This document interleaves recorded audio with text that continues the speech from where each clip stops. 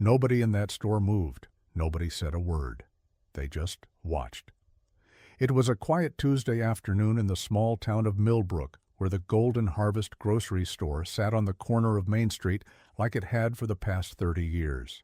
The shelves were neatly stacked, the floors were polished, and the manager, Derek Holloway, ruled every inch of that store like it was his personal kingdom. Derek was the kind of man who smiled at customers with money and sneered at those without. He wore his name badge like a badge of honor, kept his tie perfectly knotted, and believed, deep in his hollow chest, that he was better than most people who walked through those glass doors. That Tuesday, an elderly woman named Margaret Chen shuffled into the store. She was 73 years old, small in frame, but enormous in spirit. Her silver hair was pinned neatly under a pale blue hat, and she carried a worn leather purse that had seen better decades. She moved slowly, leaning gently on a wooden cane, her eyes warm and kind behind thick-rimmed glasses. Margaret only needed a few things: bread, milk, and her favorite chamomile tea. Simple things, humble things. The kind of shopping list that spoke of a quiet, dignified life, lived without excess or complaint. But the moment she stepped near the fresh produce section, her cane slipped slightly on the polished floor, and she bumped into a display stand. A few apples rolled off and tumbled to the ground. Margaret gasped softly and immediately bent down, trying carefully to pick them up with her frail hands. That was when Derek appeared. He stormed over like a thundercloud. In a necktie, his face already twisted with irritation. He didn't ask if she was okay. He didn't offer to help. Instead, he snatched up the apples himself, slamming them back on the display with dramatic force, and glared down at the old woman still crouching near the floor. "Can you not watch where you're going?" he snapped, loud enough for nearby shoppers to hear. "People like you come in here and cause problems every single time." Margaret looked up at him, her eyes wide with shock and hurt. "I'm so sorry, dear. It was an accident. I didn't mean—" "Save it," Derek cut her off sharply.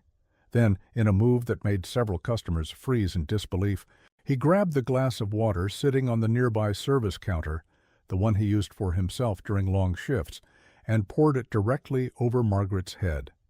The water splashed across her silver hair, soaked through her pale blue hat, and dripped down her wrinkled face in cold, merciless streams. Her glasses fogged completely. Her thin shoulders shook. Her hands, still outstretched from trying to help, trembled against the wet floor tiles. And for one long, terrible moment, the entire store fell into a horrified silence, the kind of silence that presses down on your chest and makes it hard to breathe. A young mother near the cereal aisle pulled her little boy closer without thinking, instinctively shielding him from what he had just witnessed. Two teenage employees behind the deli counter exchanged wide-eyed glances, but said absolutely nothing. An older gentleman near the checkout line took half a step forward, then stopped, his courage failing him under the weight of Derek's cold, daring stare. Even the background music playing softly through the store's speakers, some cheerful, forgettable pop song, felt obscene in that moment, completely disconnected from the cruelty unfolding on aisle 4. Margaret didn't scream. She didn't cry out. She didn't beg or plead or demand an apology. She simply sat there on the floor, soaking wet, her dignity wrapped around her like armor, even as water dripped from the brim of her ruined hat. There was something in her stillness that was more powerful than any outburst could have been. A lifetime of grace refusing to shatter under one man's smallness. A single tear slid down her wet cheek, carving a quiet path through the cold water already there. And she whispered, almost to herself, almost like a prayer, "My son will be here soon." Nobody moved to help her. Nobody challenged Derek. Fear had nailed everyone's feet to the floor. But those 6 words, soft, steady, and absolutely certain, hung in the air of that grocery store like a promise, like a warning, like the first low rumble of thunder before a storm that nobody in that building was fully prepared for. 5 minutes later, the front doors of Golden Harvest swung open, and the air in the room completely shifted. A man walked in. He was perhaps 45, dressed in a plain gray jacket and dark trousers. Nothing flashy, nothing loud. He had his mother's same warm eyes, but behind them sat something calm and immovable, like the surface of deep water just before a storm. His name was James Chen, and he had come to pick up his mother after her grocery run, just like he did every Tuesday. He spotted her immediately, still sitting on the wet floor near the produce section, her hat soaked, her composure cracked but not broken. A store employee was finally helping her up, throwing nervous glances toward Derek, who stood nearby with his arms crossed, completely unbothered. James walked over without rushing, not because he wasn't affected, but because men who carry real authority have learned that panic is a luxury they cannot afford. Every step he took was measured. Every breath was controlled. He moved through that store the way a surgeon moves through a hospital, with quiet purpose and absolute awareness of everything around him. He helped his mother gently to her feet, took a dry cloth from his jacket pocket, the kind of small, prepared gesture that told you everything about the man he was, and carefully dried her face and glasses. He straightened her collar. He checked her hands for any scrapes from the floor. He did all of this slowly, completely ignoring Derek, which somehow made Derek more uncomfortable than any confrontation could have. "Mom," he said softly, "are you hurt?"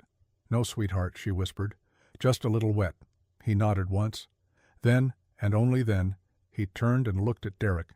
Just looked at him. No raised voice, no dramatic gesture, no pointed finger or clenched jaw.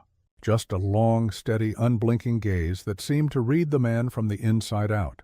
Derek, who had been perfectly comfortable bullying a 73-year-old woman not 20 minutes ago, suddenly found himself unable to hold that gaze. Something about it stripped away every layer of authority he thought he owned in that building. He shifted his weight from one foot to the other. He cleared his throat. He glanced briefly at the employees nearby, looking for some kind of backup. That wasn't coming. And then, because men like Derek always do this when they feel the ground moving beneath them, he puffed himself up and went on the offensive. It was reflex. It was armor. It was the only move he knew. "Look," she knocked. "Over merchandise and was causing a scene. I handled it as I saw fit. If you have a complaint, you can fill out a form at the—" "I know who you are," James said quietly. Just that. 5 words, spoken without heat, without rush, without even a change in expression. Derek blinked. The sentence didn't make sense to him at first, the way a sudden noise in a quiet room takes a second to register. "Excuse me?" "Derek Holloway," James continued, his voice the same steady, unhurried tone throughout. "Store manager here for 3 years, promoted internally from floor supervisor. Before this location, you managed the Clanton branch on Route 9 for 18 months. He paused, letting each word land cleanly. "You left that position under an internal review that was never formally closed. Complaints from 2 employees and 1 customer. The file was flagged but never escalated." He tilted his head slightly. Not aggressively, almost curiously, the way someone looks at a problem they already know the answer to. "I know because it's my job to know." The color began draining from Derek's face in slow, visible stages, like watching ink bleed out of paper left in the rain. His jaw loosened slightly. His arms, which had been crossed so confidently just moments before, dropped to his sides. He looked suddenly smaller inside his own store, inside his own pressed shirt, inside his own carefully constructed kingdom, as if the walls had shifted inward by several feet without anyone touching them. Around him, employees had gone completely still. Nobody pretended to work. Nobody looked away. The entire floor of Golden Harvest Grocery held its breath, because every single person standing in that building could feel with absolute certainty that everything was about to change. There are moments in life when the ground shifts beneath a person's feet, and they don't even hear it happening until it's too late. This was Derek's moment. James reached into his jacket and placed a business card on the counter nearby. He didn't hand it to Derek. He didn't wave it around. He didn't make a show of it. He simply set it down, flat, precise, deliberate, like a quiet, devastating punctuation mark at the end of a sentence Derek hadn't realized was being written about him. The card sat there on the counter, cream-colored and simple, with clean black lettering. No flashy logo, no oversized title. Just a name, a position, and a direct line. Several employees leaned in close enough to read it. One of them, a young woman named Priya, who had worked the morning shift for 2 years, covered her mouth with both hands. Another, a stockroom worker named Cal, who had never once stood up to Derek in 18 months of employment, stepped back involuntarily as if the cart itself had pushed him. Even the assistant floor manager, a man who had spent 3 years carefully staying on Derek's good side, went pale and found something extremely important to study on the floor tiles near his feet, because the card said something none of them had expected. James Chen was not just any man picking up his elderly mother on a quiet Tuesday afternoon. He was the regional director of corporate operations for Meridian Retail Group, the parent company that owned Golden Harvest Grocery, Alongs, with 14 other stores spread across 3 states. His office sat 4 floors above the people who made decisions about store managers. He had the authority to restructure departments, reassign management, launch internal investigations, freeze hiring, audit financials, and terminate employment. At every level of the organizational chart, from part-time cashier all the way up to regional supervisor, every store under that umbrella answered, ultimately, to him. In the simplest possible terms, Derek's boss had a boss, and that boss had a boss, and somewhere near the very top of that entire chain, quietly picking up his mother every Tuesday afternoon like a devoted son, sat James Chen, and nobody had known. Not Derek, not the assistant manager, not a single employee in that building, because James had never needed anyone to know. But here was what made James truly remarkable in that moment, and what separated him completely from the man standing across from him. He didn't explode. He didn't raise his voice or pound the counter. He didn't make a grand speech or draw out the moment for dramatic effect. He didn't humiliate Derek in front of the crowd that had gathered, even though every watching eye in that store would have completely understood if he had.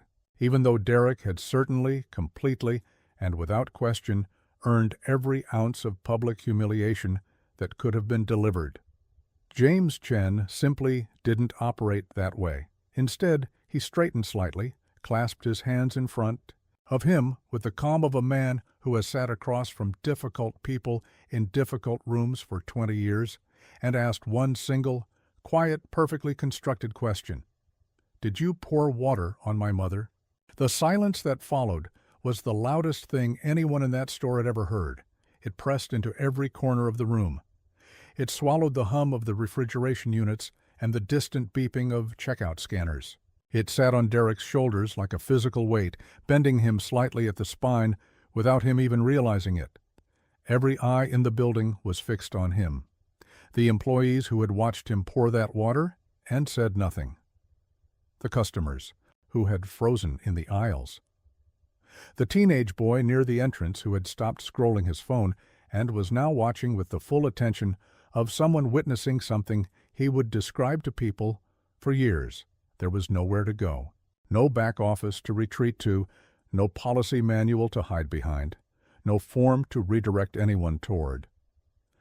The CCTV cameras were mounted in plain sight on the ceiling, their little red lights blinking steadily, having recorded every single second of the afternoon with complete indifference to Derek's career prospects.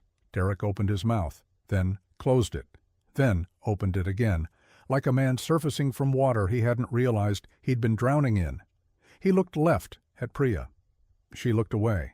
He looked right at Cal. Cal suddenly became very interested in a display of canned goods.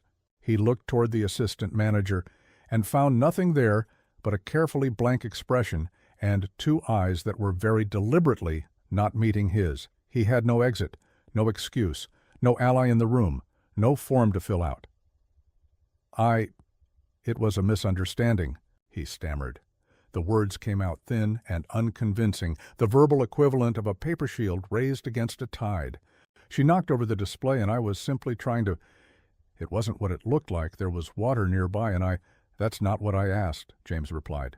Same tone, same volume, same unhurried, unshakable calm. 4 words that cut cleanly through every syllable of Derek's unraveling explanation and left nothing standing. He hadn't asked for context. He hadn't asked for Derek's version of events or his justification or his carefully constructed reframing of what a dozen witnesses had watched happen with their own eyes. He had asked one specific binary question that required one specific binary answer, and Derek's inability to give that answer, the stammering, the pivoting, the desperate reaching for language that might soften what could not be softened, was itself the most complete answer James could have received. Margaret. Chen, standing quietly beside her son with her dried glasses and her damp hat and her unbroken dignity, said nothing. She didn't need to. She simply rested one hand lightly on James's what she remembered, not to restrain him everything, but in the quiet way of a mother reminding her son she didn't soften it or make excuses for herself, sitting on that wet floor. And when she finished, she looked at the table and said quietly, she had raised him. I should have kept walking. And James, without taking his eyes off Derek, then he said something Sophia would carry with her for the rest of her professional life. Justice doesn't always arrive written down. Sometimes it walks in spoken plainly by a man who believed it completely. Within 20 minutes of doing the right thing when it costs you something, James Chen had made 2 phone calls. He paused, then he made them quietly. And you did more than most people inside the store's main entrance. Don't forget his voice low and unhurried. Sophia nodded, his back straight. She didn't trust herself to anyone passing by on Main Street. Stood to leave, he looked like an ordinary man, wrapping slightly, and something in her that had been bent by an afternoon of guilt posture began no urgency in his to stand back up. By the end of that business day, Derek Holloway had been formally suspended, pending a full corporate investigation. The notification was delivered to him in writing, to the regional HR department, with a copy forwarded to senior investigations officer. Derek was asked to surrender his manager's Patricia Wallace, his access badge, who had worked with James long enough to understand the administrative codes. He called personally rather than sending an email. He was escorted to the matter was serious and required immediate attention. He gave her the store location, the time of the incident, because professionalism, the employee involved, was its own brief factual account of what had occurred. Derek drove home that evening. He used no dramatic language, suffocating silence. He did not say, a man you won't believe what happened himself untouchable. He simply stated and has just discovered facts in the clean, precise way of someone who understood possible way that he was wrong. Delivered clearly. The CCTV were more powerful than any emotional the following morning. The second call was to the store's head of security, as damning, retired police officer had known it Frank Dobbins, the camera above the produce operation had captured and took the integrity of his surveillance systems personally. James asked him to immediately flag the Apple's lock, Derek's arrival, every frame of his words, and the precise moment he picked up that glass of water and made the worst decision of his professional life. All of it recorded in crisp, archived, time-stamped, incontrovertible detail, made inaccessible to statements were collected from 11 employees over the following 3 days. Asked each account aligned with the footage. Yes, sir. Each one described the same sequence of events with the same central, unavoidable truth at its core. Then personally spoke with every employee did something that sealed Derek's fate more completely than anything else. He didn't gather them in a group. He didn't stand them in a line or make them feel like suspects, including he found each one individually, introduced himself properly, and spoke with them the way a decent person quietly buried under administrative shuffling 2 years earlier put in and never formally resolved. He was complaints from 2 employees, citing a pattern of intimidation sincerely for their hostility, and he meant it, vulnerable customers. But he also listened carefully, describing a similar incident not just to deliberate humiliation, but to how they never escalated. He noticed the customer had chosen eyes dropped when they described the moment the water was poured. That file was pulled from the archive, dishonesty, dusted off, but out of shame, and placed directly into the same investigation folder wrong and found as everything from that Tuesday afternoon. He didn't punish that building a picture not of an isolated. He simply acknowledged it, but of a nod that said, "A character, I understand, a choice, and this is why systems exist to treat people so that one person's fear doesn't have to be the only line of defense." 3 weeks later, he also noted Wednesday morning carefully, Derek Holloway was formally terminated from his position defined as store manager of Golden, which employees had turned away. There was no dramatic scene with tasks, no crowd gathered things had gotten uncomfortable, no cameras rolling, and no voices raised, equal care, no final confrontation. That stood in the middle of the store he had contrast to all of 3 years. One young cashier, a meeting room, a girl of perhaps 22, 2 people with a name tag HR with a folder between cheerful lettering, a termination letter almost printed on corporate letterhead expression she wore when James sat down across from her in a sealed envelope. Sophia had not looked belongings, which took when less Margaret time had to been fill left than sitting on that wet floor, because it turned out that 3 years of treating people badly leaves behind very little worth keeping that had taken courage and then she hadn't even known she possessed until she was already, as his personal kingdom, past she had taken 2 full steps toward the elderly woman before Derek's employees who had once flinched at the sound of his footsteps. A single sharp look from him the glass had been enough to Golden Harvest Grocery, and the guilt of that had been sitting in her chest like a stone. Ever. Nobody said a word. They simply watched him go, and somehow, in the silence, justice felt quietly complete. The store went on.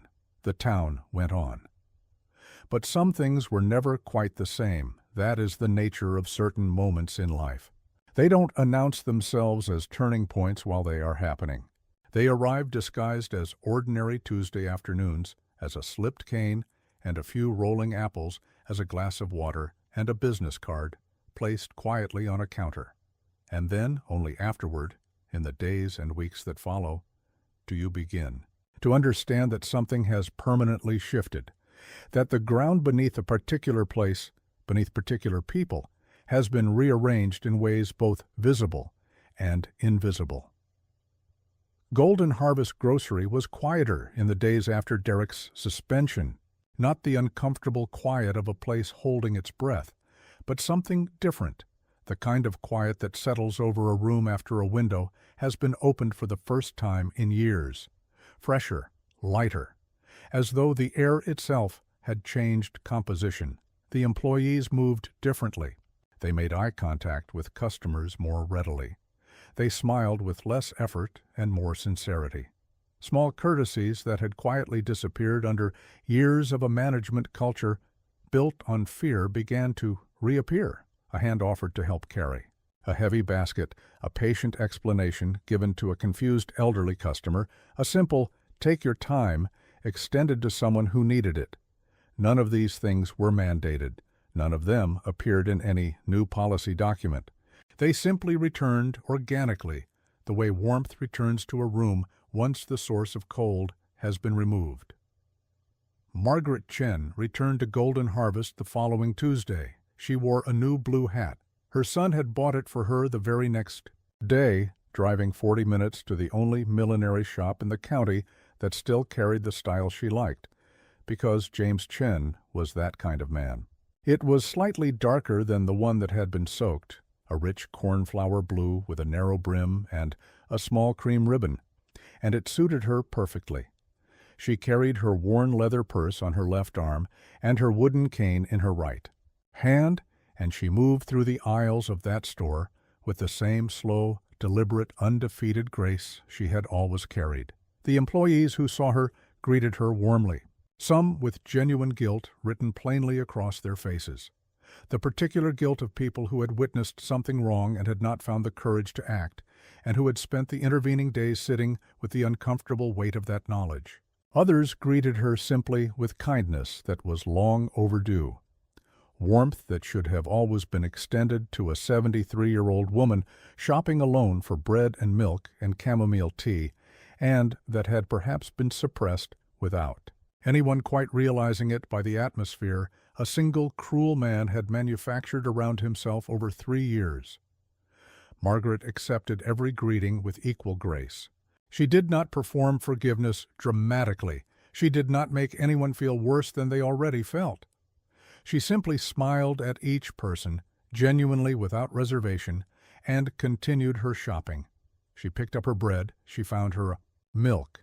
She stood for a long moment in the tea aisle, reading the labels with the careful attention of someone who takes small pleasures seriously, and she placed her chamomile tea in her basket with the quiet satisfaction of a person who knows exactly what she likes and has every right to enjoy it. At the checkout, the cashier, a young man who had been new to the job on that terrible Tuesday and had stood frozen with shock near the back of the store, bagged her groceries with unusual care, wrapping the tea box in a paper bag to protect it, doubling the bread bag without being asked. He didn't explain why. He simply did it. And Margaret, who noticed everything, thanked him with a warmth that made the back of his neck go red. She left the store, walked to the bench outside where James was. waiting and let him carry her groceries to the car, just like every Tuesday.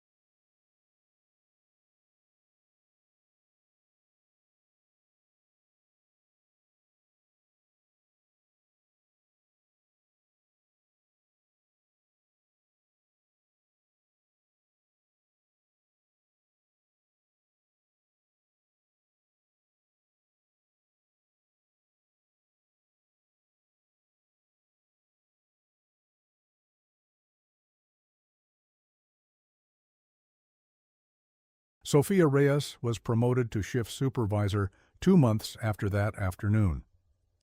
The announcement came on a Thursday morning, posted on the staff board in the break room in the straightforward bureaucratic language that all such announcements use. Effective date, new responsibilities, reporting structure. But everyone in that store understood what the promotion represented.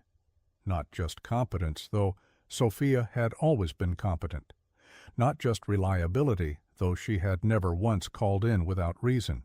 But something harder to define and more important to reward, a demonstrated willingness, even when it had cost her, even when it had been stopped short by fear, to choose the right side. Sophia read the announcement 3 times before it fully landed. Then she went back to her register, finished her shift, and cried quietly in her car in the parking lot afterward. Not from sadness, but from the particular relief of being seen accurately by someone with the power to act on what they saw. Was interviewed by the Millbrook Courier 6 weeks after her promotion as part of a small feature on young professionals in the community. The journalist asked her, almost as an afterthought at the end of the interview, whether any experience in her working life had shaped her professional philosophy. Sophia was quiet for a moment, and then she said something that the journalist almost didn't include, and then decided was the best thing in the entire piece. She said that silence in the face of cruelty is never neutral. That every time a person looks away from something wrong because looking costs them something, they are making a choice, and that choice has weight, has consequence, has a victim. She said she had learned that lesson on a Tuesday afternoon in the produce section of a grocery store from an elderly woman who had maintained more dignity, soaking wet on a floor than most people manage in their finest moments. And she said she intended to spend the rest of her career making sure that if she ever found herself in that position again, 2 steps away from doing the right thing, she would take the next step. The article ran on page 7. 3 people cut it out and kept it. James Chen never spoke publicly about what happened. He gave no interviews. He issued no statements. He made no social media posts, not even the oblique, carefully worded kind that public figures use to signal virtue, without technically claiming it. He did not attend Derek's termination meeting, having already provided everything needed through the proper channels. He did not check whether anyone had written about the incident online, and if they had, he did not share it. He simply went back to work. He continued doing the job he had always done of the oversight visits, the operational reviews, the quiet and unglamorous labor of keeping 14 stores running with integrity. He continued picking up his mother every Tuesday because James Chen had not walked into Golden Harvest Grocery that afternoon to be a hero. He had walked in to pick up his mother. Everything that followed had been obligation, not performance, the straightforward exercise of responsibility by a person who understood that responsibility is not something you deploy selectively when an audience is watching, but something you carry with you always, even in a plain gray jacket, even on a Tuesday afternoon, even when nobody knows who you are. He didn't need the story to be about him. It never had been. And Margaret? In the weeks after that Tuesday, neighbors stopped by more than usual. Some brought food, some brought flowers. Some came simply to sit with her for a while, drawn by the particular gravity of a person who has been through something difficult and come through it unchanged in all the ways that matter. Margaret welcomed each visitor with tea and conversation, and the same unhurried warmth she brought to everything. One evening, her neighbor, Ruth, a woman in her late 60s, who had known Margaret for 15 years and loved her with the uncomplicated devotion of long friendship, sat across from her at the kitchen table and asked finally the question she had been holding for weeks. "How did you stay so calm?" Ruth asked. "Sitting there on that floor, soaking wet, with everyone just watching. How did you not fall apart?" Margaret wrapped both hands around her teacup and was quiet for a moment, looking at the steam rising in the warm kitchen light. Then she smiled, the slow, complete smile of a woman who has lived long enough to know exactly what she knows. "Because I raised him right," she said simply. "And I knew he was coming." Ruth looked at her for a long moment. Then she nodded because there was nothing to add to that. Some answers are so complete they leave no room for anything else. There is a quiet power in dignity, in patience, in the long, unglamorous daily work of raising children who show up, who drive 40 minutes for a hat, who carry a dry cloth in their jacket pocket, who ask one calm question and wait for the truth. Derek Holloway learned what that power looks like when it walks through a door, too late to do anything about it, and in the worst possible way. He had spent years mistaking loudness for strength, cruelty for authority, and the silence of frightened people for respect. He had built his kingdom on the assumption that certain people, old people, quiet people, people with canes and worn leather purses, could be treated as less than because who would ever come for them? He had been wrong about that. He had been wrong about all of it, but the rest of us don't have to learn that lesson the way Derek did. We can learn it here in this story from a 73-year-old woman sitting on a wet floor with her dignity perfectly intact, and from the son who walked through those doors in a plain gray jacket and reminded every person in that building, without raising his voice once, that how we treat the most vulnerable people in any room is the truest possible measure of who we actually are, because sometimes the person you choose to mistreat is someone's whole world, and that world has a way of walking right through the door.